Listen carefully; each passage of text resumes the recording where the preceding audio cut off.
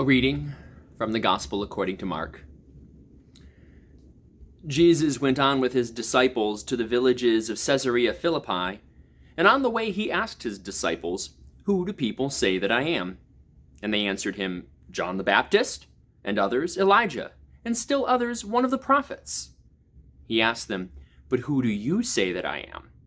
Peter answered him, "You are the Messiah."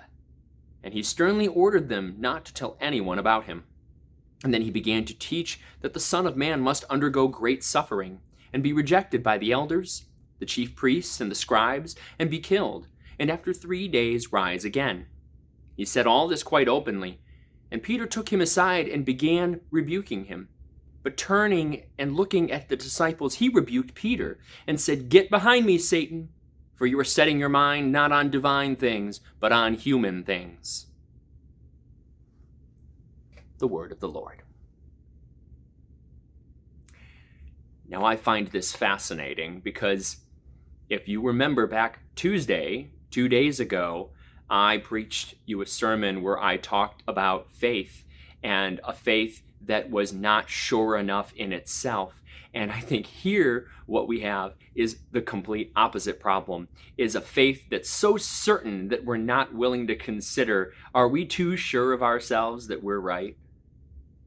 What we had on Tuesday was a discussion about the disciples' faith that is so shaky that they always need Jesus to prove himself and say, "Jesus, just prove it one more time. Jesus, just prove it. Prove it one more time that you're the Messiah." And he points out to them that as long as it's contingent on me proving myself to you, that the faith will never be on solid ground. It'll always be shaky. It has to be a faith where you feel it inside and you are certain, and it doesn't require proof.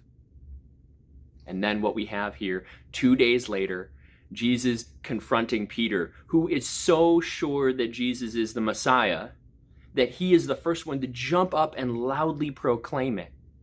And such is his faith, so certain that it is, that when Jesus starts talking about how he must die, that he must be the Messiah who is their martyr, that when Peter says, "No, this can't be," and he's so certain that Jesus is not just the Messiah, but he's the kind of Messiah that Peter thinks he will be, that Peter thinks he should be, that he's unwilling to consider that maybe Jesus has other plans for this world, and it's not up to Peter.